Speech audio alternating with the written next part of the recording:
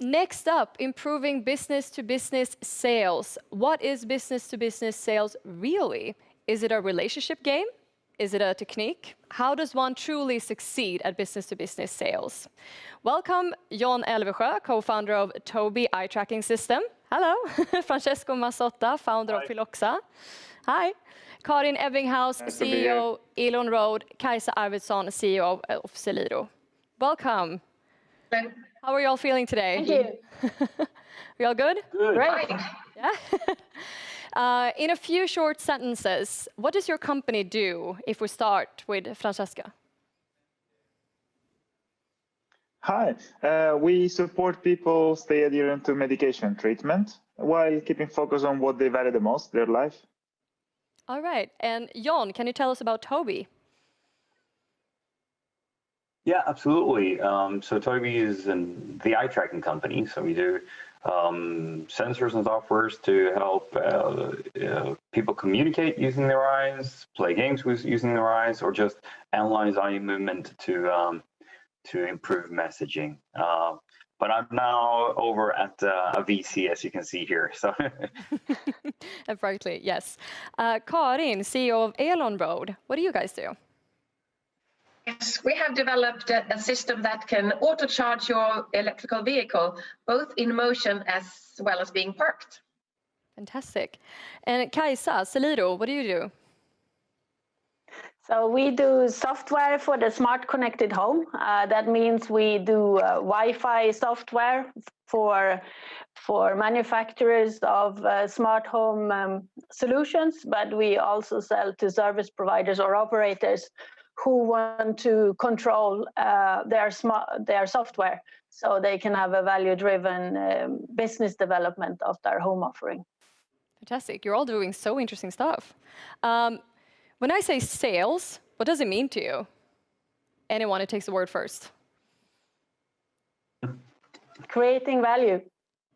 Yeah, solving problems. I'd say monetizing on the all the investments. Yeah, and matching need with solution. It sounds like you practiced this one. How does one excel truly at B2B sales? Kajsa, let's start with you. Who do you want to start? So I think the key thing in excelling in B2B is to really be sure about what is the problem that you are solving. I mean, B2B is always either you work on smoothing your customers' machinery or you add to their offering.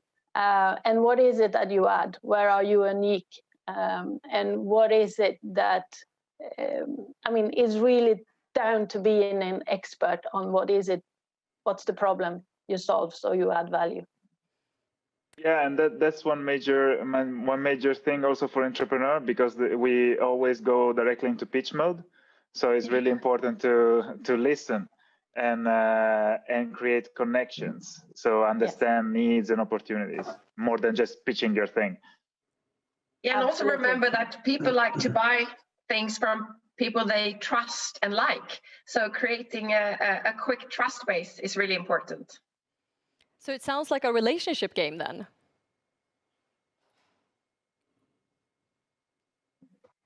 Yes, to some extent it is. It's combining, I guess, numbers and figures with emotions. I mean, everyone you meet take decisions not only based on facts, but thinking fast and slow, using both systems. So you have to work both systems at the same time. Yeah, especially. Yeah, I think it's key to understand your customer. It doesn't necessarily have to be a long relationship every time and for every business, but it definitely has to do with understanding your customers' needs, problems, and how your offering can actually help. Because that's key to emphasizing the sale and closing the sale. Great. Completely agree. Do you guys have your signs maybe, so we can play a little game, yes and no? Do you have them? Yes. Great. No. Yeah, I have mine. Fantastic. I will give you a statement, and if you agree, you show yes. If you disagree, you show us no. Okay? Is this crystal clear? Yep. Yeah. Great, that was a practice run. Perfect. Okay. First statement. Anyone can become a great salesperson. Oh, come on, quicker than that. No. Okay, keep your signs up so we can see them. Okay, John, why no? Well, you said great. So I think anybody can work with sales, but maybe not be a great salesperson. I think there is a type of personality that really does not enjoy it. And if you do not enjoy whatever it is, you will never be great at it. So you have to kind of enjoy it. So I'd say there are definitely people that don't really enjoy it. Okay. I like the attitude that anybody can actually be really good. And if they were to like it, if they could come to like it, yes, then everybody can. Okay. Kajsa, what do you think? So I think that we tend to think of sales as a stereotype, but it's really about down to your passion and curiosity. If you're an expert in an area and you find a new way of solving that problem, I mean, it doesn't matter if you are extremely pushy or if you are quite introvert, as long as you are good on listening, as said, on the problem and explain how you can make things better for your customer. And as long as you do that, plus work with your team and your support system in terms of marketing, etc., then I think, no, I wouldn't say that they're excluded. As John said, if you really don't like it, you have a set up mind that I don't want to meet customers or I don't want to argue about how I can solve things, of course, but possible, yes. Okay, next question. Business to business sales sounds more complicated than it is. Yes or no? Signs up. Wow, we all agree. Fantastic. Francesco, what do you think about this? Yeah, well, in my perspective, the complexity comes from the fact that usually, or especially sometimes, you have misalignment between the user, the customer, and the buyer. They're not the same person, which means that automatically it becomes multiple stakeholders, and you need to chart, understand role, incentives. So it is a little bit a longer play, a longer game than one can think of. All right, Karin, what are your opinions? I fully agree, because it's when you do like business to consumer, I mean, often the person making the decision can also pay for it. But when you do business to business, as Francesco said, you have those multiple stakeholder levels. And sometimes you think you had a really good meeting, but it was not the person who can make the decision or has the budget. So from that perspective, it wasn't a good meeting. So getting to execution is really important, and that could be hard. Fantastic. Okay, next question. So are you guys ready? Yes. I messed up a sale once. Is that meaning that we missed the business or that it became chaos? Whatever it means to you. I messed up a sale once. Wait, signs everybody up so we can compare. Oh, no. At the same time. All right, so that means that we have 3 yeses. Wow, so John, you've never messed up a sale, ever. No, I messed up so many. Not once. I actually once attended I started my entrepreneurial journey starting a pure phone sales business with some friends. And we had as a practice, every new salesperson, the first thing they had to do was to mess up a sale. So we had some really impossible customers categories, basically. So make your worst sales pitch here and just mess everything up so you're done with it. So it's bound to happen. It has to happen. You have to accept that it happens, but try not to, but you have to accept it. So otherwise you cannot enjoy it. Otherwise you're just going to be too stiff. So besides accepting the fact that it does happen, what are your learnings? Karin? Basically, it's so if you want to have one deal, you perhaps have to talk to 100 customers and get 10 pitches, and then you get one closure. So you just have to accept that you have to kiss a lot of frogs out there to find your prince. Okay, Francesco, what are your learnings from a messed up sale? Oh, that's pretty. First, meetings are not revenue, and it is okay to talk about money. That's something that people have a hard time doing it, and myself too, especially in the start. And as we were speaking before, like about make sure you understand the difference between curiosity and interest. So I had a lot of trouble in the first months understanding, like, is this a person who's interested in our solution or just curious about our solutions? And that's a big return on investment on the time you spend in meeting customers. Kajsa, what are your learnings?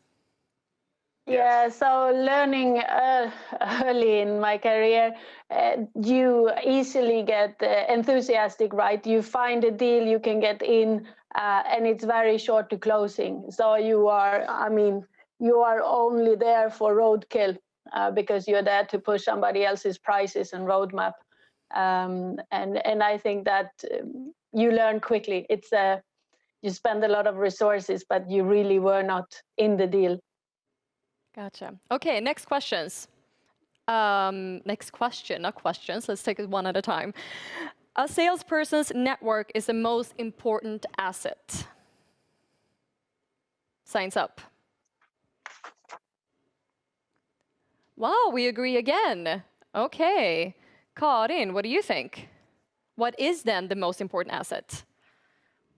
I would say it's to both be curious and well educated about the area that you're entering into, because if you change your areas, your perhaps old network will be obsolete.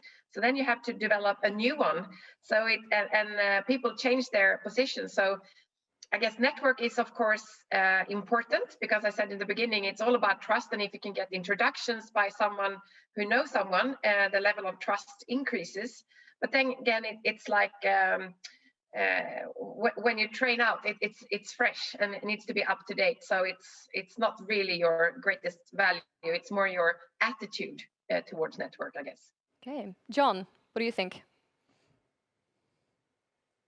No, I think one thing that I've observed is that if you rely too much on a specific network, you might actually have good traction in the beginning, but it means your sales will not scale.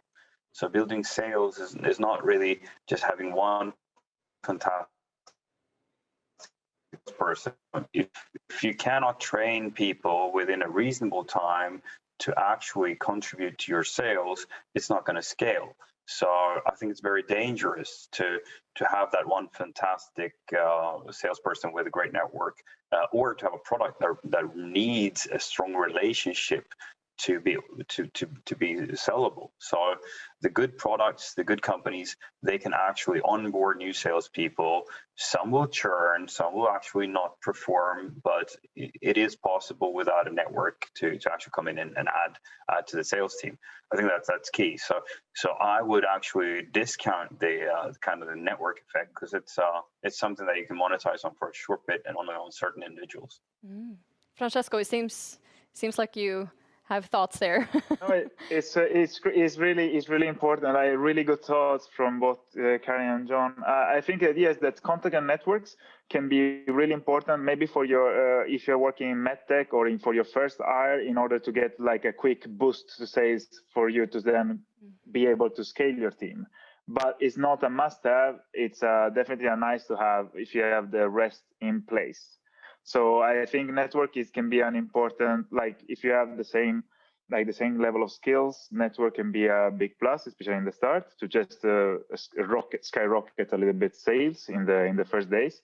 But it's not something that will be important for scaling. I completely agree. Great. Karin, Kajsa, anything you want to add? I think that the network does not necessarily have to sit on the salesperson. There it's more important to be trustworthy and know really what you are, if you are disrupting something, for example. But you can have, if you're in your GTM phase, if you get the network from a mentor or from your board members, your investors, I mean, those who open the door so you get your first references, then it's not the salesperson per se who needs to sit on the network. Karin? Yeah, I couldn't agree more. As I said in the beginning, networking is one thing, but it's really more the attitude towards gaining more customers. And as John said, to be able to scale, network could be limiting. So you have to have the processes in place in order to scale your sales. Great. We have a question here from the audience. Shouldn't good marketing be the base for quick sales? Oh. Francesco? Well, yes, I guess like in a more traditional term, basically marketing is the one that is like filling the funnel in the start. So marketing is the one that helps identifying high quality prospects, and it would be the one that is helping in the conversion. So when those people are understand your placement, it will increase trust and decrease the barrier to conversion. So marketing is definitely an important tool into sales, and I think it's really important, especially for companies like startups or scale-ups, to connect marketing and sales to the same KPIs so that you can all work in the same direction. So you don't create silos that are not speaking to each other, and when the marketing KPIs are disconnected from the sales output. I think it's a really good point. It can be a short-term play or a long-term play with branding, for example. It doesn't have to be sales tomorrow, but it's really important to think how they work together. Great. I think also adding to what you say, Francesco, is this of where you define sales start. Is it the whole customer journey? And marketing drives it all the way through the transactional part where sales take over. Or if sales are set more to have a challenger sales approach and take on quite early in the buying process, and marketing is more defined as the ones building brand and brand trust, etc. Great. That was actually all we had time for. But I feel like we could talk to you for another hour. There is so much knowledge here. Thank you so much for joining us in the panel. I hope you guys have a great day.